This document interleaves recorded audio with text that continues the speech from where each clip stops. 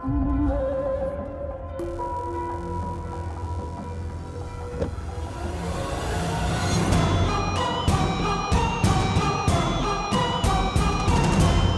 നിന്നാണി, എന്റെ കരിക്ക തമ്മച്ചി. നമ്മൾ എന്തൊക്കെ കാണുന്നത്? ജയദേവൻ ചുങ്കത്തറ അമ്പലത്തിൽ. ഇതെന്ത് സീരിയൽ നമ്പർ 1 ആക്കാൻ ദൈവത്തിനെ കൂട്ടുപിടിക്കാൻ വന്നതാ? നാളെയാണ് റേറ്റിംഗ്. ഓർമ്മയുണ്ടല്ലോ നമ്മൾ തമ്മിലുള്ള മത്സരം. നാളെ എങ്ങാനും അളിയാ നീ തോറ്റു പോയാ? ഇല്ലടാ, ഉണ്ടാവില്ല. ജയദേവൻ ചുങ്കത്തറ എന്ന് പറഞ്ഞ എഴുത്തുകാരനല്ല, ജയദേവൻ എന്ന മനുഷ്യൻ പോലും ഉണ്ടാവില്ല.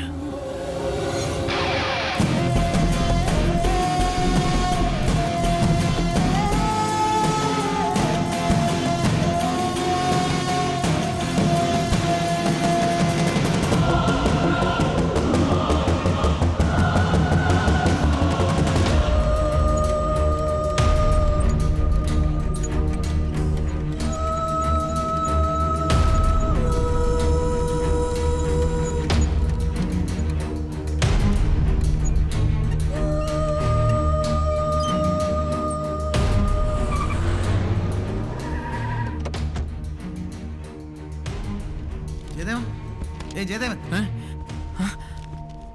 എന്താണ്? എന്തു പറ്റി? താനെന്താണ് ഫോൺ എടുക്കാത്തത്? ചാനലിൽ ചെന്ന് റേറ്റിംഗ് അറിഞ്ഞപ്പോ തൊട്ട് തന്നെ കിടന്ന് വിളിക്കുക. എടോ, താൻ ജയിച്ചു. നമ്മുടെ അരുന്ധതിയാ 1ാം സ്ഥാനത്ത്. ഇതാ നോക്ക്, 28 പോയിന്റാ, റെക്കോർഡാ. വിജയാനന്ദന്റെ 3 സീരിയലുകളേക്കാൾ 5 പോയിന്റ് മുന്നിലാണ് നമ്മുടെ അരുന്ധതി. ജയദേവൻ ചുങ്കത്തറയുടെ മാജിക്ക് താൻ തെളിയിച്ചോളൂ.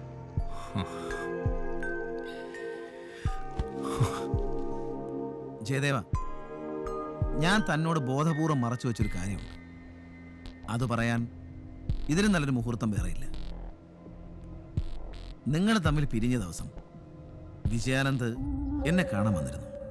ശബരിയണ്ണ, ഞാൻ ഇവിടെ ജയിക്കണ തോക്കണ എന്നുള്ളൊന്നൊരു വിഷയമല്ല. നമ്മൾ ഇടിവെട്ടായിട്ട് എഴുതിക്കൊണ്ടിരുന്ന ആ പഴയ ജയദേവൻ ചുങ്കത്തറയെ നമുക്ക് തിരിച്ചു വേണം. അതിന് അണ്ണ എൻ്റെ കൂടെ നിൽക്കണം. അവനെ എഴുത്തിലോട്ട് തിരിച്ചു കൊണ്ടുവരാനുള്ള സകല അടവുകളും പാളിയപ്പോഴാണ് ഞാൻ അവൻ്റെ ശത്രു ആവാൻ തീരുമാനിച്ചത്. എനിക്കെതിരെ ഒരു വാശി കയറ്റി, ഒരു പ്രതികാര ബുദ്ധി കയറ്റി അവനെ കൊണ്ട് വീണ്ടും എഴുതിക്കാൻ. അവനെ അണ്ണൻ്റെ കൂടെ നിർത്തണം. ഒരിക്കൽ ഒരു അനുഭവത്തിൻ്റെ സ്പാർക്ക് കൊടുത്ത് അവനെ കൊണ്ട് എഴുതിക്കാൻ ഞാൻ ഒരു യക്ഷി ഇറക്കി. അന്നത് ചീറ്റിപ്പോയി. പക്ഷേ ഇനി ഒരിക്കൽ കൂടെ ഞാൻ അവളെ ഇറക്കും. അത് കഴിയുമ്പോൾ അണ്ണൻ നോക്കിയോ, അണ്ണൻ്റെ സീരിയൽ എഴുതാൻ അവൻ സമ്മതിക്കും.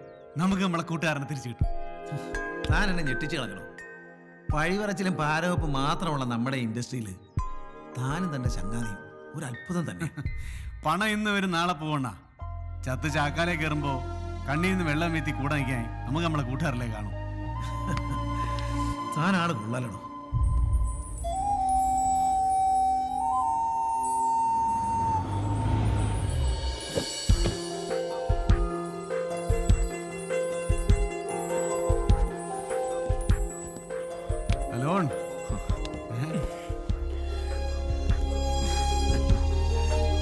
അളിയാടേ, നീ എനിക്ക് വേണ്ടി എഴുതണ അണ്ണന് വേണ്ടി എഴുതണ അന്നൊരു വിഷയമല്ല. നീ എഴുതിക്കൊണ്ടേ ഇരിക്കണം. ഇപ്പൊ നീ എഴുതി ജയിച്ച് മലയാളത്തിലെ മെഗാ സീരിയൽ ഉള്ളിടത്തോളം കാലം ജയദേവൻ ചുങ്കത്തറയുടെ പേര് ഇങ്ങനെ തങ്ക ലിപികളിൽ കിടക്കണം. അതല്ലേ അളിയാ നമ്മുടെ ഒരു ത്രില്ല്. എല്ലാവരും നന്നായിട്ട് അഭിനയിച്ചു. എല്ലാവരും കൂടി ജയദേവനെ ജയിപ്പിച്ചു. വാശിയിൽ ജയിച്ചു, സീരിയലിലും ജയിച്ചു. പക്ഷേ ജീവിതത്തില് ജയദേവൻ ചുങ്കത്തറ തോറ്റു. പുഷ്പവല്ലിയെ കാണാതായിട്ട് ഇന്നേക്ക് 3 ദിവസമായി.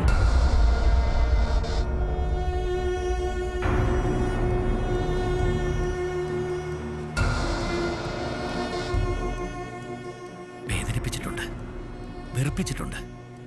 പക്ഷേ മനസ്സിൻ്റെ ഒരു ഭാഗം കൊണ്ട് അന്ധമായിട്ട് സ്നേഹിച്ചിരുന്നു അവളെന്നെ.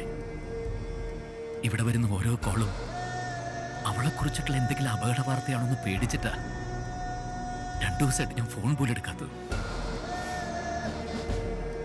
കായലിലോ കടലിലോ ആണെങ്കിൽ 3-ാം പക്കം അല്ലേ?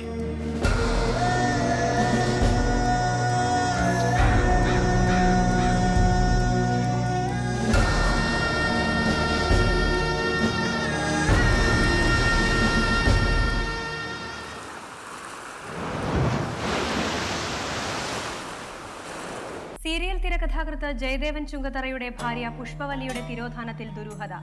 പ്രസിദ്ധ പത്രപ്രവർത്തക അപർണ നായരാണ് ഇതിനു പിന്നിലെ ഗൂഢാലോചന പുറത്തു കൊണ്ടുവന്നത്. ചാനലിലോ? ഏത് ചാനലില്? ജയദേവൻ ചുങ്കത്തറയുടെ സഹോദരി ഭർത്താവ് CI ധനപാലൻ ഇലഞ്ഞിത്തറ പോലീസ് സ്റ്റേഷനിൽ നടത്തിയ സംശയകരമായ നീക്കങ്ങളാണ് ഇതിന് വഴിതെളിച്ചത്.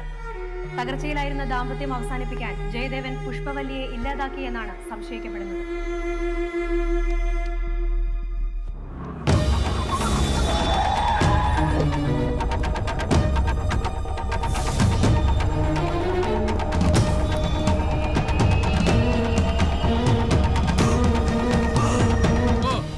കഥാകൃത്ത് ഇവിടെ തന്നെ ഉണ്ട് അല്ലേ? സ്വന്തം തിരക്കഥ പോലീസ് അളിയന്റെ സംവിധാനം അത് കലക്കി. അവളെ എന്താ ചെയ്തത് അത് പറ. കൊന്നുകളഞ്ഞോ? ബോഡി എവിടെയാ കുഴിച്ചു മൂടിയത് അത് പറ.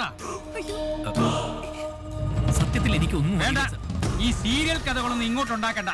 സാർ, ഞാൻ തൃത്തയുടെ കേണൽ വിശ്വനാഥമേനോൻ. അത് മോന് കൊലപാതകം ചെയ്യാനുള്ള ലൈസൻസ് ആണോ അത് പറ. സാറൊന്ന് വന്നേ. പുഷ്പവല്ലിയുടെ ആംഗളമാരെ കംപ്ലൈന്റ് തന്നിട്ടുണ്ട്. ഞങ്ങൾ നടത്തിയ അന്വേഷണത്തിൽ താൻ അവളെ കൊല്ലാൻ തീരുമാനിച്ചതിന് കൃത്യമായ സാക്ഷ്യമുണ്ട്. സാർ, അവനെ കിടക്കണോ?